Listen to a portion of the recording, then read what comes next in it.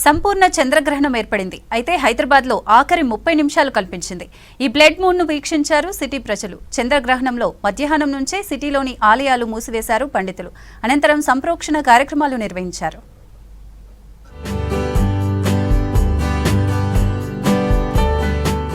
ప్రపంచవ్యాప్తంగా blood moon కనువిందు చేసింది.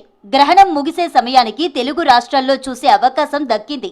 దాదాపు 25 నిమిషాల పాటు తెలుగు రాష్ట్రాల్లో చంద్రగ్రహణం కనిపించింది. దీంతో చాలా మంది ప్రజలు ఈ బ్లడ్ మూన్ ను ఆసక్తిగా చూశారు.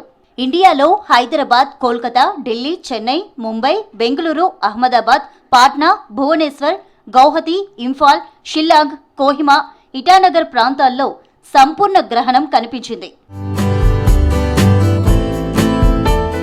ఈ ఏడాదిలో తొలి ఖగోళ అద్భుతం ఆవిష్కృతమైంది. దేశంలోని పలు ప్రాంతాలతో పాటు రాష్ట్రంలోనూ చంద్రగ్రహణం కనువిందు చేసింది.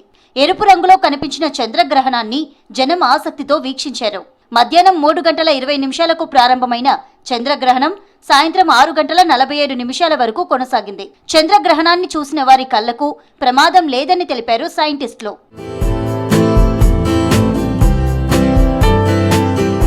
గ్రహణం చివరి దశలో ఉండగా చంద్రోదయం జరిగింది. చంద్రగ్రహణం టైంలో ఆలయాల మూసివేతతో పాటు గ్రహణ నియమాలు పాటించారు భక్తులు.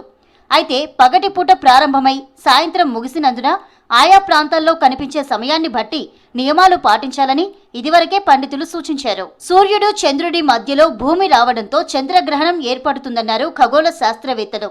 భూమి నీడ చంద్రుడిని పూర్తిగా కప్పేస్తే సంపూర్ణ చంద్రగ్రహణమని, కొంత భాగమే పడితే పాక్షిక గ్రహణం ఏర్పడుతుందన్నారు. అయితే ఈ రోజు ఏర్పడింది సంపూర్ణ చంద్రగ్రహణమని తెలిపారు సైంటిస్టులు.